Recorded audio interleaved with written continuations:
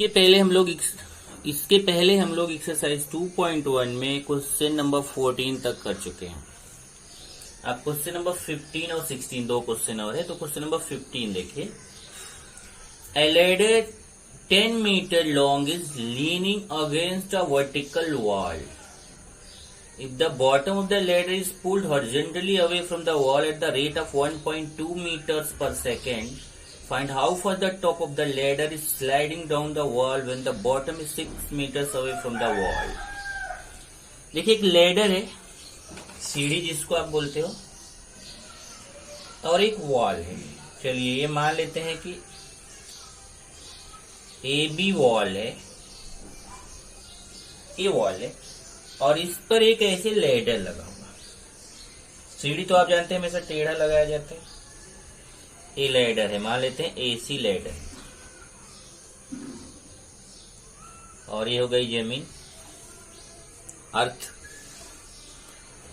तो इसने क्या बोला है, a ladder, AC is ladder, इसका लेंथ दिया है 10 metres, is leaning against a vertical wall, A B wall है।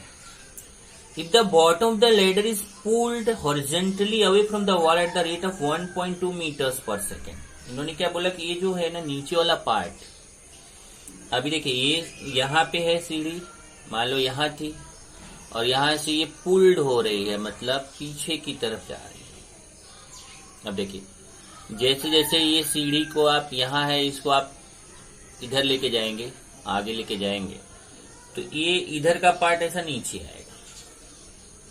तो वही इन्होंने क्या बोला है, find how far the top of the ladder is sliding, मतलब अगर हम सीढ़ी का नीचे वाला पार्ट जो है, the bottom of the ladder, ये बॉटम है, bottom of the ladder is pulled horizontal, horizontally उसको पुल्ड करे, खींचे, तो फिर ये जो उसका टॉप है, how fast the top of ladder is sliding, नीचे कैसे खिसकेगा वो आपको पता करना है इस रेट से। मतलब rate of change of this is given and rate of change of this you have to find. इसको मान लेते हैं x और इसको मान लेते हैं y। तो rate of change of x दिया है, rate of change of y find करें। ओके, जबकि इसमें x की वैल्यू भी दिया है, wall when the bottom is 6 metre away from the wall. अभी ये कितना लेंथ दिया है इसका, 6 मीटर। तो let A B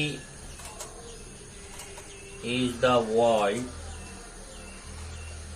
and AC is the ladder. Okay, let, यहां पे पहले तो गिवन क्या क्या है, AC equal to 10 metre, let AB equal to y and BC equal to x। AB y मान लिया, अगर आप इसको x मानते इसको y, no problem. Okay, so x equal to 6 meters and dx by dt, rate of change of x दिया है, पुल किया जाता है किस रेट से, यहां देखिए 1.2 metres per second. dx by dt, rate of change of x is given 1.2 metre per second, ये दिया है, ये मीटर है, मीटर। तो dx by dt दिया, आपको dy by dt फाइंड करना है, dy by dt क्या करना है, अपने को फाइंड करना है। तो इसमें अगर आप देखें तो ये 90 डिग्री रहेगा, यहाँ पाइथागोरस थ्योरम यूज कर सकते हैं, since triangle ABC is equal to 90 degree by Pythagoras theorem, Pythagoras theorem, Pythagoras theorem से क्या आएगा, X square plus Y square equal to 10 square, AC square, AB square plus BC square equal to AC square. A B square plus B C square equal to A C square. अब यहाँ पे value substitute कर देते हैं, तो ये हो जाएगा Y square plus X square equal to 10 square. Okay, इसको हम लिख सकते हैं Y square equal to 100 minus x square. अब इसको डिफ्रेंशिएट करेंगे, differentiating with respect to X we get, तो ये वाई स्क्वायर का डिफ्रेंशिएशन क्या आएगा, 2y dy by D x, और 100 का तो 0 हो जाएगा, और एक्स स्क्वायर का क्या आएगा 2x। यहां से 2 कैंसिल होगा, dy by D x equal to minus x upon Y. Okay, dy by D x equal to minus x upon Y. अब हमें यही dy by D X find करना है, इसको इक्वेशन 1 कर लेते हैं। ओके, या यहाँ पे देखिए आपका ये वाई स्क्वायर प्लस यहाँ पे इसको इक्वेशन 1 कर लीजिए, इसको इक्वेशन 2 कर लेते हैं। फ्रॉम इक्वेशन 1 से जरा देखिए, from equation 1 we get, equation 1 देखिए क्या है, y square equal to 100 minus x square, y square equal to 100 minus x square. 100 minus x का वैल्यू 6 है, 6 स्क्वायर, 100 माइनस 36, तो वाई स्क्वायर इक्वल टू 36, तो वाई का वैल्यू कितना हो जाएगा, तो y equal to plus minus 6 आना चाहिए। ओके, देखिए वाई स्क्वायर इक्वल टू 36 है, तो आप बोलेंगे y equal to plus minus 6, लेकिन यहाँ पे आपका ये लेंथ है वाई ए बी, साइड है और साइड पॉजिटिव लिया जाता है, इसका मतलब y इक्वल टू 6। तो जब y इक्वल टू 6 लेंगे तो फिर यहाँ पर so equation 1 becomes, equation 2 becomes, equation 2 becomes, अब इक्वेशन 2 में वैल्यू सब्स्टिट्यूट करेंगे, इक्वेशन 2 क्या, dy by d equal to minus x upon y, dy by D x equal to minus x upon y, minus x का value देखेंगे तो x का value 6 है, तो एक्स की जगह पे 6 रखेंगे, और वाई का वैल्यू भी 6 है, और ये कैंसिल होके कितना आ जाएगा, यहाँ पे देखिए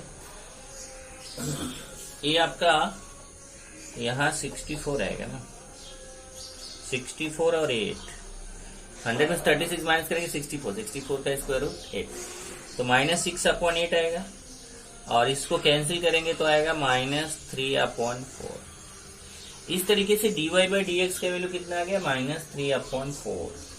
तो आपका आंसर हो जाएगा यहाँ पर, उसने बोला है कि वो कौन से रेट से स्लाइड होगा, the top of the ladder, the top of the ladder is sliding down. अब देखो माइनस में आने का मतलब क्या हुआ, माइनस ये बता रहा है वो जो है ना यहाँ पे मीटर पर सेकेंड, तो माइनस नेगेटिव साइन ये बता रहा है कि वो नीचे आ रहा है, मतलब डिक्रीज हो रहा है, वो जो लेंथ है वो डिक्रीज हो रही है। देखिए यहाँ पे लेंथ ज्यादा है, अब ये नीचे की तरफ आएगा तो लेंथ है, ये लेंथ डिक्रीज होती जाएगी। तो the top of the ladder is sliding down at the rate of 3/4, at the rate of 3/4। इसको चाहो तो आप पॉइंट में भी ले सकते हो, पॉइंट में भी आंसर निकाल सकते हो। 3/4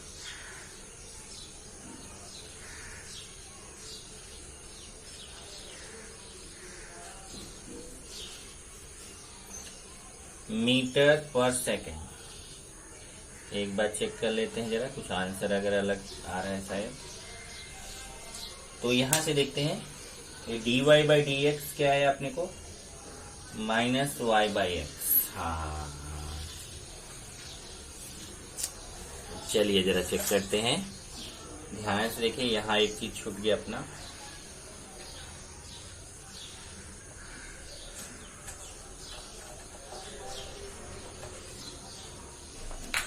देखिए जब इसको डिफ्रेंशिएट करोगे विद रिस्पेक्ट टू एक्स, मैंने लिख दिया यहाँ with respect to t. X की आदत हो गई है, वो आदत बहुत खराब चीज होती है। विद रिस्पेक्ट टू टी, तो 2i dy by d t equal to 0 minus 2x dx by d t. Okay, 2 cancel, तो 2y y dy by d t, देखिए यहां से dy by d t equal to minus x upon y, और dx by d t का value कितना 1/2। इस तरीके से dy बाई डी टी आपको आ जाएगा। So dy by d t equal to minus 1.2x upon y. ये देखिए इसको इक्वेशन 2 करिए, माइनस 1.2x अपॉन वाई, ये dy बाई डी टी होगा। और फिर आप लिखेंगे फ्रॉम इक्वेशन 1 वी गेट। अब ये इक्वेशन 1 है, इक्वेशन 1 से हमें y का वैल्यू 8 आ गया है, तो ठीक है। अब यहाँ पे जो हमने वैल्यू सब्स्टिट्यूट किया है, ये वैल्यू हमारा जो है ये अब डिफरेंट आएगा। चलिए वैल्यू सब्स्टिट्यूट करते हैं, तो dy by D x equal to minus 1.2x upon y, तो माइनस 1.2x के वैल्यू 6 और y का 8। अब इसको कैंसिल करते हैं, चेक कर लीजिए, माइनस 1.2 और 6 और 8, तो ये माइनस 0.9 आएगा, क्योंकि 7.2 आएगा और 8 से डिवाइड करेंगे तो 0.9 आएगा। The top of the ladder is sliding down at the rate of 0.9 metre per second. ये आंसर अभी राइट है, 0.9 मीटर पर सेकेंड, ये आंसर है। ये हो गया क्वेश्चन नंबर 15।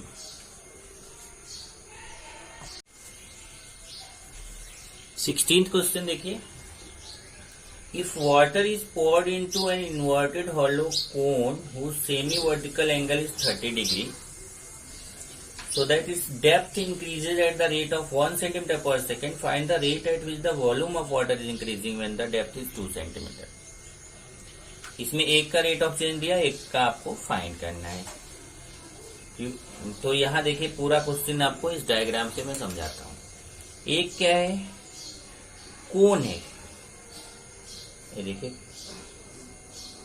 कोन वाला एक बर्तन है ऐसे, और ये देखिए कोन हो गया। इसी में क्या करना है, अपने को वाटर पोर्ड करना, मतलब पानी इसके अंदर डालना है। इसमें दिया क्या क्या है इसका देखिए, इसमें एक तो ये रहेगा रेडियस, ये इसकी डेप्थ है, डेप्थ या इसी को हाइट भी बोलेंगे। देखिए इसकी डेप्थ हो गई या उसी को हाइट बोलेंगे। अगर रेडियस को मैं r बोल दूं और हाइट को h, और ये देखिए सेमी वर्टिकल एंगल है, सेमी वर्टिकल एंगल कितना है 30 डिग्री। तो क्या क्या दिया फिर से देखिए, यहाँ ये रेडियस हो गया r, हाइट h, और ये दिया हुआ है 30 degree. If water is poured into a inverted hollow cone, ये आप इसके अंदर पानी डाल रहे हैं, तो जब आप पानी डालोगे तो दो तरीके से ये पानी इसके अंदर इंक्रीज होगा। एक तो इसकी हाइट के अकॉर्डिंग और एक इसके वॉल्यूम के अकॉर्डिंग। ओके, तो rate of change of height, जिसको डेप्थ यहाँ पे बोला गया है, डेप्थ मीन्स हाइट। तो यहाँ पे देखिए इसका जब ऐसे आप ऊपर से नीचे बोलेंगे तो डेप्थ बोलेंगे, ओके, और नीचे से ऊपर बोलेंगे तो सिर्फ हाइट बोलेंगे। तो इसका rate of change of depth दिया है, rate of change of H दिया हुआ है, और rate of change of volume इसका फाइंड करना है, वॉल्यूम किस रेट से ये चेंज होगा इसका। ओके, तो चलिए अभी लेट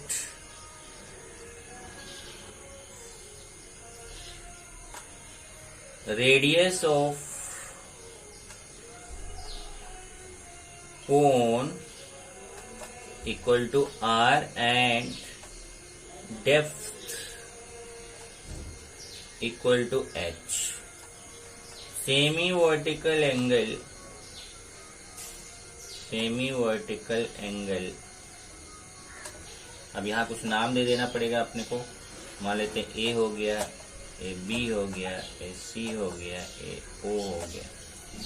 तो semi vertical angle O A C equal to 30 degree. आप चाहे तो इधर वाला मान लें 30, इधर आर मान लें, उससे कोई फर्क नहीं। तो अभी आप यहाँ पे देखिए, तो ये 30 डिग्री हो गया।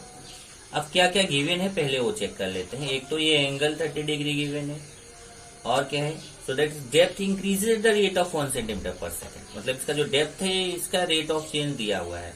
तो dh अपॉन dt आपको दिया है कितना, 1 सेंटीमीटर पर सेकेंड।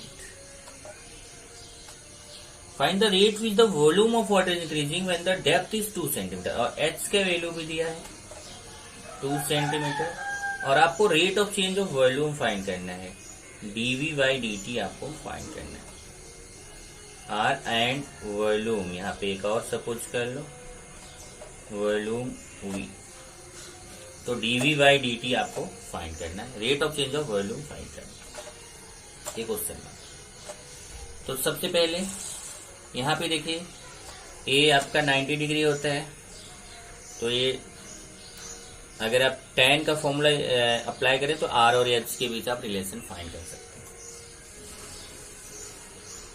हैं। tan 30 डिग्री इक्वल टू, इसका tan का क्या होता है, opposite side upon adjacent side. तो अपोजिट साइड क्या हो जाएगा, OC अपॉन OA। और tan 30 कितना होगा, 1 अपॉन √3। OC मीन्स R, और ये कितना हो जाएगा, OH मीन्स H। यहां से हमें अपने को rate of change of volume find करना, हाइट दिया हुआ है तो इसका मतलब R को गैप करना। तो यहां से R का वैल्यू हम फाइंड कर सकते हैं, H अपॉन √3।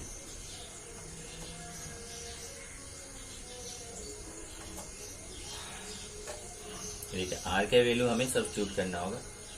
वॉल्यूम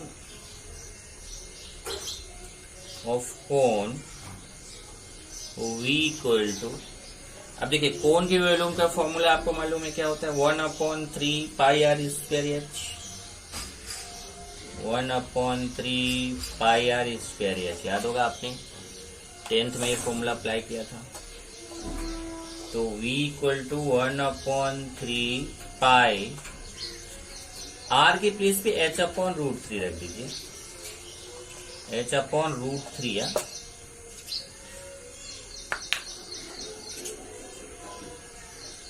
स्क्वेयर, और ये भी एच ही रहेगा। तो v इक्वल टू, यहां से देखिए ये h स्क्वेयर होगा और h क्यूब हो जाएगा इसमें।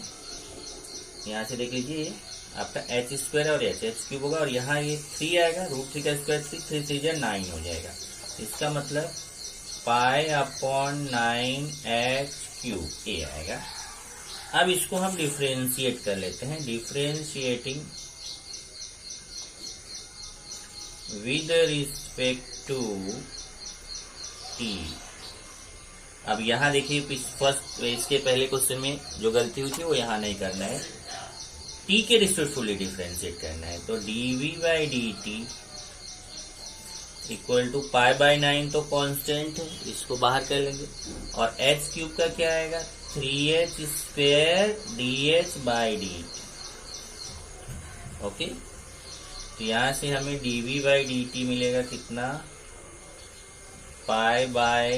ये 3 से कैंसिल कर दीजिए, π/3 into H square dh by dt का वैल्यू, h का भी वैल्यू अपने को मालूम है, dh बाई dt दोनों पुट कर देते हैं ना। h का वैल्यू देखिए कितना है, यहां से हाइट h 2 सेंटीमीटर, h का वैल्यू 2 सेंटीमीटर पुट करिए और dh बाई dt 1 सेंटीमीटर। चलिए यहाँ पे हो जाएगा h का वैल्यू 2 स्क्वायर और dh बाई dt 1। इस तरीके से आपको dv बाई dt मिलेगा कितना, 2 स्क्वायर 4 हो जाएगा, 4π/3, 4π/3। और वॉल्यूम है तो वॉल्यूम का यूनिट क्या होगा, क्यूब होगा, सेंटीमीटर क्यूब पर सेकेंड। ये आंसर हो जाएगा। तो आंसर में आप लिखेंगे the volume of the water is increasing at the rate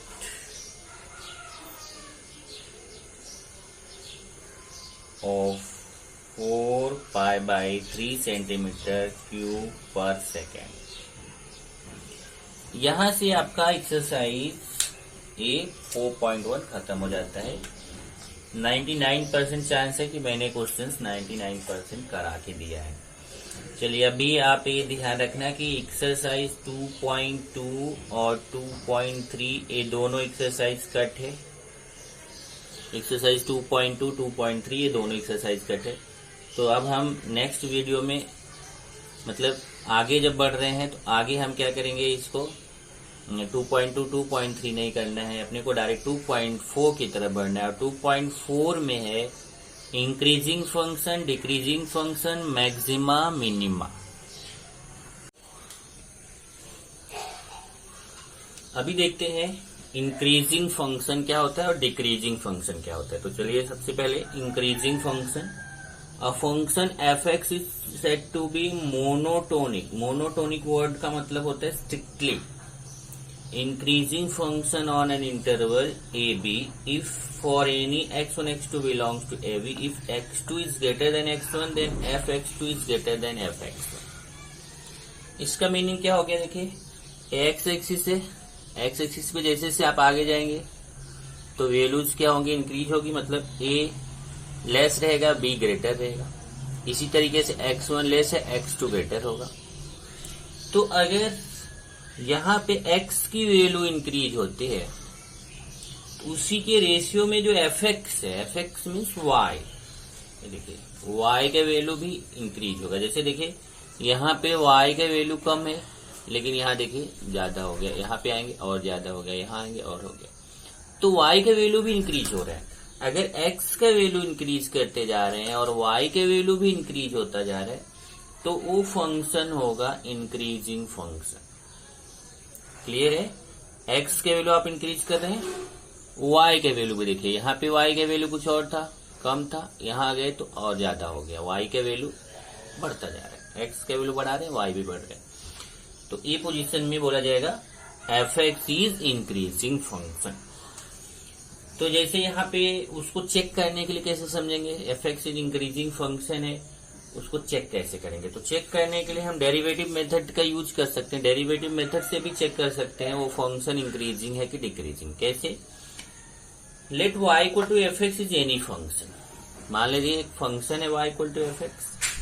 अब अगर आप h is greater than 0, h is greater than 0 का मीनिंग हुआ h इज पॉजिटिव। एक पॉजिटिव नंबर है h, वेरी स्मॉल नंबर, जो x में आपको इंक्रीज करना है। जब x में आप इंक्रीमेंट करेंगे तो उसी के अकॉर्डिंग fx में भी चेंज होगा। अब वो जरूरी नहीं कि x में आप इंक्रीमेंट कर रहे हैं तो fx में भी इंक्रीमेंट ही हो, वो डिपेंड करता है आपके इस फंक्शन पर। तो जैसे यहाँ देखिए, यहाँ क्या लिखा हुआ है, x, अगर हम x1 इक्वल टू x मान लें, सपोज करें कि ये जो x1 है ना वो x के इक्वल है और x2 जो है वो x1 प्लस h हो जाएगा।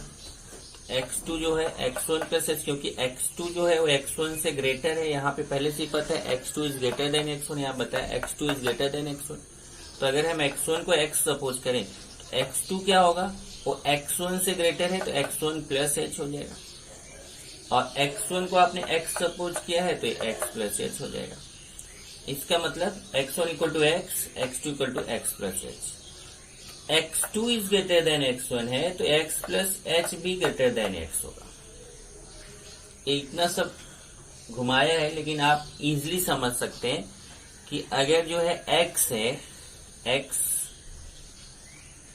कोई नंबर है और उसमें जब आप पॉजिटिव प्लस कर रहे हैं तो जो अगला नंबर आएगा वो x प्लस एच होगा, और x plus h is always greater than x plus H x के ग्रेटर होगा। तो ये देखिए, ये दो लाइन आप नहीं लिखोगे तो चलेगा, ये तो डायरेक्ट लिख सकते हैं कि h is greater than 0 by small increment in x, so x plus h is greater than x। और जब x प्लस एच x से ग्रेटर है तो यहां से देखिए x2 का मतलब x, यहां अभी हमने क्या लिखा है, f(x2) is greater then f(x1). Condition क्या है, f(x2) is greater then f(x1). x2 के प्लेस पे क्या है, x प्लस एच, तो x2 के प्लेस पे हम x प्लस एच लिख सकते हैं। f(x plus h) is greater then f(x1) के प्लेस पे x। चेक कर लीजिए, सिंस ये कंडीशन देखिए क्या है यहाँ पे, f(x2) is greater then f(x1), increasing function के लिए f(x2) is greater then f(x1), तो x2 के प्लेस पे क्या है, x plus H, f(x plus h) is greater than x1 के प्लेस पे क्या है, x, f(x plus h) is greater then f(x). अब इसके अपॉन में h करेंगे, डिवाइडिंग बाई h। इधर भी पहले तो ये f(x) प्लस है, इधर आके माइनस हो जाएगा, प्लस f(x) इधर आके माइनस होगा तो यहाँ 0 आएगा।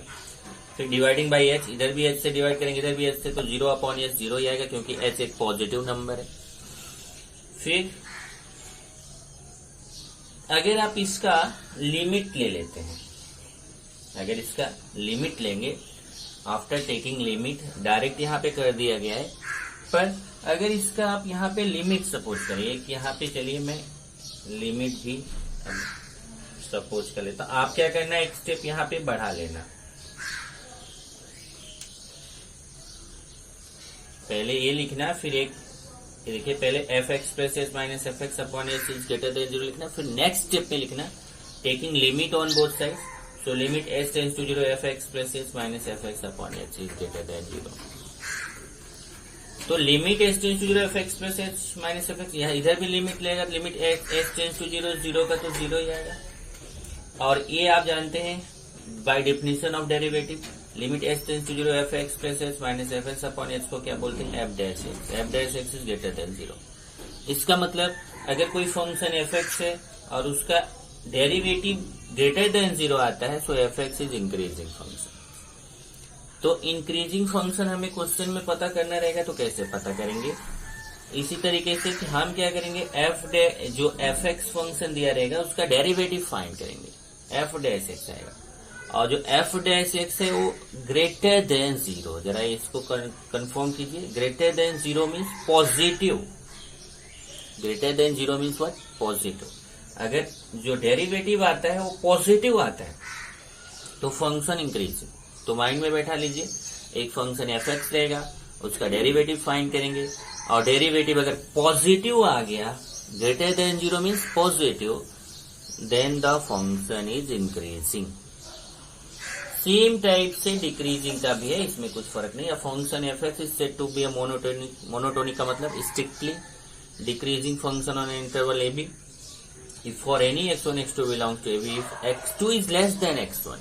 अब देखिए इसमें कैसे है, उसमें x2 is greater than x1 था, यहाँ पे x2 is less then x1, नहीं, x2 is greater than x1। ये देखिए x2 is greater than x1 है, तो x2 is greater than x1 है। देखिए x की वैल्यू बढ़ रही है ना, यहाँ पे x1 पे कम है और x2 पे जाके आगे x की वैल्यू बढ़ जाएगी, तो x2 is greater than x1 है। बट जो y का वैल्यू क्या हो रहा है, देखिए यहाँ पे x1 पे y का वैल्यू ज्यादा था और x2 पे y का वैल्यू कम हो रहा है, मतलब f(x2) is less then f(x1), उल्टा हो रहा है। उसमें कैसा था कि जब x2 x1 से ग्रेटर था तो f(x2) भी, यहां से देखिए, if x2 is greater than x1 then f(x2) is also greater than f(x1), तो फंक्शन कैसा था, इंक्रीजिंग। लेकिन इसमें कैसा है, x2 is greater than x1 but f(x2) is less than f(x1), then the function is decreasing। इसको check करने के लिए कैसे करेंगे, सेम टाइप से जैसे ऊपर किया, यहाँ थोड़ा शॉर्ट कर दिया है मैंने, तो इसमें भी यहाँ लिमिट कर देता हूँ, लिमिट एस टेंस टू 0। तो देखिए वही सब लिखा है फंक्शन से, if y equal to f x is any function and s tends to 0, h is greater than 0, h जो है 0 से ग्रेटर ही लेना है आपको, स्मॉल इंक्रीमेंट इन एक्स, तो बाकी सब वैसे ही है, x plus h is greater than x, x plus H means x2, x means x1। तो ऊपर की जो दो लाइन है ना, ये मैंने नहीं लिखा है, आप ये दोनों लाइन यहाँ पे ऐड कर सकते हैं। x plus h is greater than x means x2 is greater than x. अब यहाँ कंडीशन क्या, if x2 is greater than x1, x2 is greater than x1, then fx2 is less than fx1, fx2 is less than fx1। x2 का मतलब क्या है, x plus H, x1 का मतलब क्या है, x, fx plus h is less then fx। फिर से चेक कर लीजिए, x2 means x plus H, x1 means x, तो इसका मतलब fx plus h is less then x1 का मतलब है x, fx। फिर fx इधर लेंगे माइनस होगा, फिर डिवाइडिंग बाई h करेंगे, फिर टेकिंग लिमिट, ये जरा ये स्टेप के बाद एक स्टेप बढ़ा लेना, limit h tends to 0, fx plus h minus x upon h is less than 0, f dash x is less than 0, क्योंकि ये क्या है, by definition of derivative f dash x is less than 0, if f dash x is less than 0 so fx is decreasing function of if f dash x equal to 0। इसका मतलब आपको question में decreasing function के लिए क्या है कि अगर f dash x is less than 0 है तो फंक्शन क्या होगा, फंक्शन डिक्रीजिंग होगा। तो क्वेश्चन में क्या करना है, लेस देन 0 का मतलब समझ रहे हैं ना, negative, less than 0 means negative. तो क्वेश्चन में हमें एक करना क्या रहेगा, क्वेश्चन में आपको एक फंक्शन दिया रहेगा और आपको पता करना है कि डिक्रीजिंग है कि इंक्रीजिंग, तो आप पहले उसका डेरिवेटिव फाइंड करो। If derivative is positive then the function is increasing, if derivative is negative then the function is decreasing. ये आपको याद रखना है। अब ये क्वेश्चन यहाँ पे आता है कि अगर मान लीजिए कि जो फंक्शन है वो जैसे एक तो कंडीशन आ गया f dash x is greater than 0 है तो फंक्शन क्या होगा, इंक्रीजिंग, और f dash x is less than 0 है तो फंक्शन क्या होगा, डिक्रीजिंग। लेकिन अगर मान लो लेस नहीं आता, ग्रेटर नहीं आता है और वो आ जाता है ऐसे, if f dash x is equal to 0, greater के लिए तो इंक्रीजिंग हो गया, लेस के लिए डिक्रीजिंग हो गया, लेकिन अगर इक्वल 0 आता है तो क्या होगा, then function is neither increasing nor decrease. अगर ऐसा आ गया समझ जाओ, 0 आ गया तो फंक्शन ना तो इंक्रीजिंग होगा ना डिक्रीजिंग होगा। तो तीनों केस समझ में आ गया। अब इसमें एक इम्पॉर्टेंट पॉइंट और है, जरा उसको नोट आउट करिए, वो बेसिक है, basic math. If AB is greater than 0, अगर देखिए दो नंबर्स हैं और दोनों का मल्टीप्लीकेशन करने के बाद 0 आ रहा है, ग्रेटर देन 0 आ रहा है। इक्वल के लिए तो आप जानते हो, अगर ऐसे आता है इक्वल का, if AB equal to 0 so either A equal to 0 और B इक्वल टू 0। आप ये पीछे की क्लास में करते आ रहे हो, if AB equal to 0 then either A equal to 0 और B इक्वल टू 0। ये आप जब फैक्टराइजेशन मेथड करते थे तो वहां पे करते थे, ऐसे दो मल्टीप्लाई में आता था तो आप लिखते थे फर्स्ट इक्वल टू 0 और सेकंड इक्वल टू 0। तो अगर दो नंबर्स मल्टीप्लाई में इक्वल 0 है तो या तो ये वाला 0 होना चाहिए या ये वाला, दोनों में से कोई एक 0 रहेगा तो जाके तभी वो 0 आएगा। लेकिन अब ग्रेटर और लेस का जरा स्टोरी देखिए क्या है। If AB is greater than 0, अगर दो नंबर्स मल्टीप्लाई करने के बाद पॉजिटिव आ रहे हैं तो वहां पे दो केसेज होगा। पहला केस 1 क्या होगा, A is greater than 0 and B is greater than 0, मतलब या तो दोनों पॉजिटिव रहेंगे तभी जाके पॉजिटिव इंटू पॉजिटिव पॉजिटिव आएगा, और या फिर दूसरा केस क्या हो सकता है a is less than 0 and b is less than 0, मतलब दोनों निगेटिव हो जाए। इसका मतलब दो नंबर्स का मल्टीप्लीकेशन अगर पॉजिटिव आ रहा है तो या तो दोनों पॉजिटिव रहे तो आपका पॉजिटिव आएगा, या दोनों निगेटिव है तो पॉजिटिव आएगा। ये आपका केस हो गया पहला। दूसरा इसी तरीके से देखिए, अगर मान लीजिए आपको दो नंबर्स का multiplication if a b is less than 0 है, दो नंबर्स का मल्टीप्लीकेशन निगेटिव आ रहा है, तो केस वन क्या होगा? केस वन होगा ए इज लेस देन 0, चलो पहला ग्रेटर ले लेते हैं, उससे कोई फर्क नहीं, कोई पहले लो। A is greater than 0 and b is less than 0, मतलब अगर दो नंबर्स का मल्टीप्लीकेशन नेगेटिव आ रहा है तो इसका मतलब एक प्लस होना चाहिए, एक माइनस होना चाहिए। तो अगर ए प्लस है तो बी माइनस होगा, या फिर दूसरा केस क्या है, अगर ए माइनस होगा तो बी प्लस होगा। ये बेसिक है आपका, बेसिक मैथ्स, कि अगर दो नंबर्स का मल्टीप्लीकेशन पॉजिटिव आ रहा है तो या तो दोनों के दोनों पॉजिटिव हो तो मल्टीप्लीकेशन पॉजिटिव होगा, या कि दोनों के दोनों नेगेटिव होंगे तो माइनस इंटू माइनस प्लस होगा तो पॉजिटिव आएगा। लेकिन अगर दो नंबर्स का मल्टीप्लीकेशन नेगेटिव आ रहा है तो इसका मतलब अगर ए नेगेटिव है तो बी, अगर ए पॉजिटिव है तो बी नेगेटिव होना चाहिए, और अगर ए नेगेटिव है तो बी पॉजिटिव होना चाहिए, क्योंकि एक प्लस और माइनस का मल्टीप्लीकेशन होगा तभी जाकर के नेगेटिव आएगा उनका मल्टीप्लीकेशन। तो इसी पे डिपेंड हम लोग एक्सरसाइज 2.4 स्टार्ट करेंगे। अभी एक्सरसाइज 2.4 स्टार्ट करते हैं। क्वेश्चन नंबर 1 देखिए क्या है, test whether the following functions are increasing और डिक्रीजिंग, मतलब हमें पता करना है कि फंक्शन जो है इंक्रीजिंग है कि डिक्रीजिंग। तो इसके लिए क्या करेंगे, मैंने आपको बताया था कि ये जो फंक्शन एफ दिया गया है उसका डेरिवेटिव फाइंड करो। अगर डेरिवेटिव पॉजिटिव आ रहा है तो इंक्रीजिंग होगा, और अगर निगेटिव आ रहा है तो डिक्रीजिंग होगा, और जीरो आ रहा है तो neither decreasing nor increasing. Okay, तो चलिए हम इसका डेरिवेटिव फाइंड करते हैं। एफ एक्स दिया है x cube minus 6x² plus 12x minus 16, और हमें एफ डैश एक्स फाइंड करना है। चलिए solution, f x equal to x cube minus 6x² plus 12x minus 16। तो एफ डैश एक्स फाइंड करेंगे, इसका डेरिवेटिव। एक्स क्यूब का डेरिवेटिव क्या होगा, 3x² माइनस इसका 12x का 12 इसका 0। ओके, चलिए f dash x equal to, यहां से 3 कॉमन ले लीजिए, x² माइनस 4x प्लस 4, फिर f dash x equal to 3, ये देखिए होल स्क्वायर है, x minus 2 the whole square.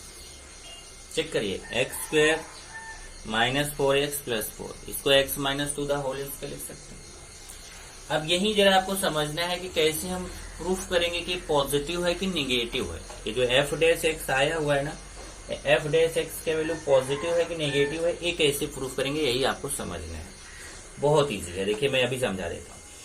ये एक्स माइनस 2 जो है ना, एक्स माइनस 2 होल स्क्वायर, कोई भी नंबर इधर देखिए ब्रैकेट में, चाहे पॉजिटिव नंबर है चाहे नेगेटिव नंबर, अगर उसका स्क्वायर करोगे तो आपको पॉजिटिव ही मिलने वाला है।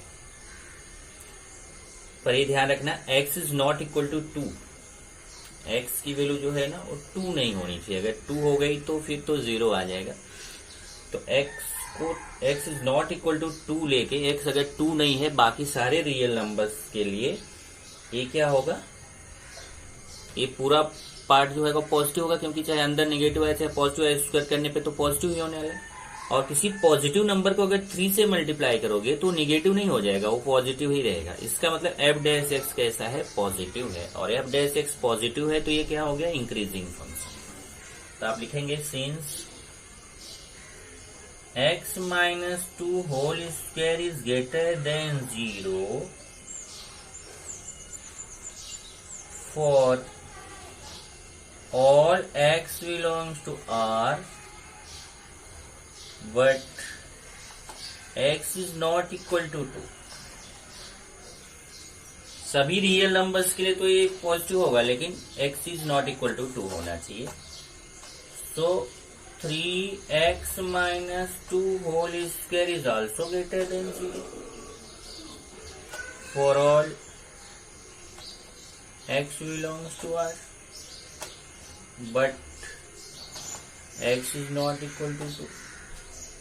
तो f डैश x, देखो यही तो f डैश x है, f dash x is greater than 0 for all x belongs to R, but x is not equal to 2. Hence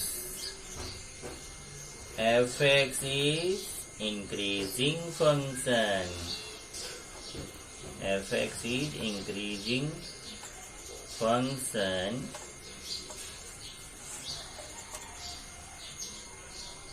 for all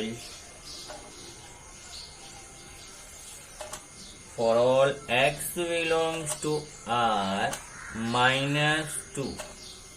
देखो ऐसे लिखो, for all x belongs to R minus 2, मतलब 2 को छोड़ के बाकी सारे रियल नंबर्स के लिए क्या होगा, इंक्रीजिंग होगा। तो समझ गया अभी आपको। चलिए एक क्वेश्चन और लेते हैं, इसका सेकंड क्या है, fx equal to 2 minus 3x plus 3x square minus x cube x belongs to R। चलिए इसका भी डेरिवेटिव फाइंड करेंगे और चेक करेंगे कि फंक्शन इंक्रीजिंग है कि डिक्रीजिंग है। चलो fx equal to 2 minus 3x plus 3x square minus x cube, तो f डैश x, तो ये देखिए 2 का तो 0 आएगा, माइनस इसका 3 और 3x स्क्वायर का कितना आएगा 6x और इसका 3x स्क्वायर।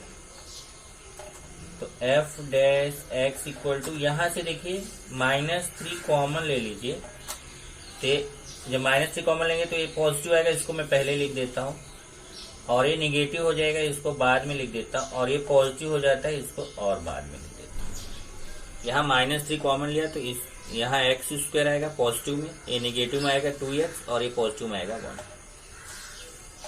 ये हो जाएगा f dash x equal to -3, इसको आप लिखेंगे x माइनस 1 होल स्क्वायर। अब देखिए समझ में आ गया आपको कैसे, ये आपका क्या होगा, ये निगेटिव होगा, क्यों, क्योंकि देखिए x माइनस 1 होल स्क्वायर जो है ये तो पॉजिटिव होगा, पर x is not equal to 1 होना चाहिए, 1 के लिए 0 हो जाएगा, तो ये पॉजिटिव होगा। लेकिन अगर उसका पॉजिटिव नंबर का -3 से मल्टीप्लाई कर दोगे तो वो तो निगेटिव हो जाएगा। इसका मतलब f डैश x यहाँ पे निगेटिव है, और जब निगेटिव है तो ये फंक्शन कैसा हो गया, ये आपका डिक्रीजिंग फंक्शन हो गया। तो आप लिखेंगे सिंस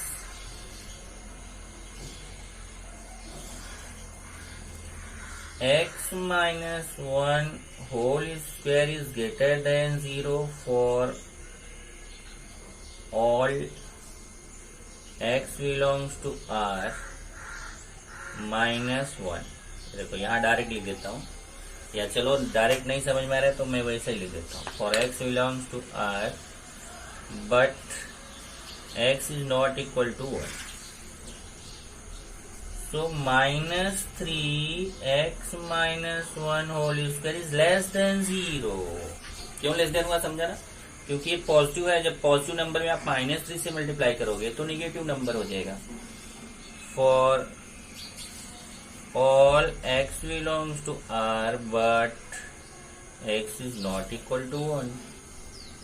ओके, इसका मतलब क्या पता चल गया, f dash x is less than 0 for all x belongs to R but x is not equal to 1। तो इसका मतलब f डैश x जो है वो लेस देन 0 आ गया, और जब f dash x less than 0 आ गया मतलब निगेटिव आ गया, तब आप क्या बोलेंगे, hence fx is decreasing function। fx is decreasing function for all x belongs to r minus 1, मतलब सारे रियल नंबर्स के लिए तो डिक्रीजिंग है लेकिन x इक्वल टू 1 के लिए नहीं है। एक क्वेश्चन और ले लेते हैं, ये लास्ट क्वेश्चन है आज का।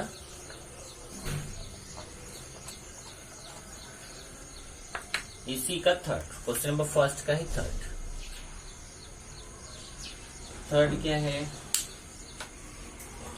fx equal to x minus 1 by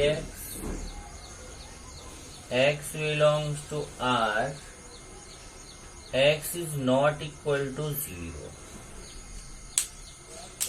चलिए सोल्यूशन लेते हैं इसका।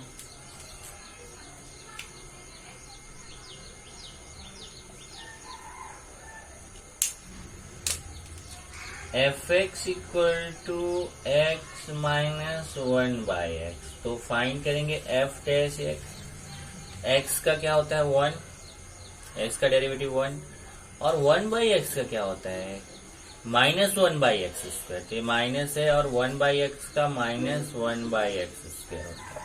ओके, तो अभी ये f dash x equal to 1 plus 1 by x. अब देखिए x की जगह चाहे आप पॉजिटिव नंबर लीजिए चाहे नेगेटिव नंबर लीजिए, वो तो हमेशा इसका स्क्वायर होगा तो पॉजिटिव आएगा, but x is not equal to 0। तो जब ये पॉजिटिव रहेगा तो 1 अपॉन एक्स स्क्वायर भी पॉजिटिव रहेगा, 1 अपॉन एक्स स्क्वायर पॉजिटिव रहेगा तो 1 प्लस 1 अपॉन एक्स स्क्वायर भी पॉजिटिव रहेगा, तो ये पूरा नंबर आपका पॉजिटिव आ गया। तो आप लिखेंगे since x square is greater than 0 for all x belongs to r, so 1 upon x square is greater than 0 for all x belongs to r, but x is not equal to 0. So 1 plus 1 upon x square is greater than 0 for all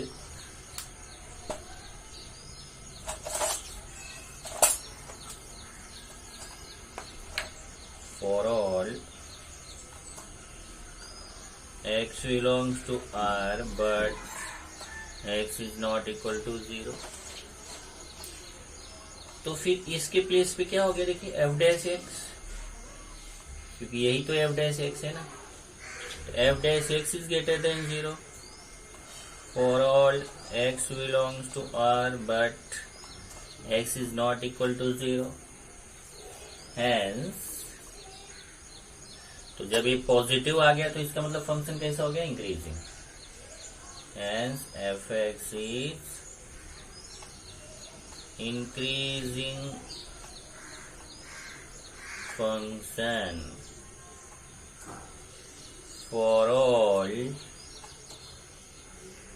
x belongs to r, x is not equal to 0, चाहे आप लिख लीजिए x belongs to r minus 0।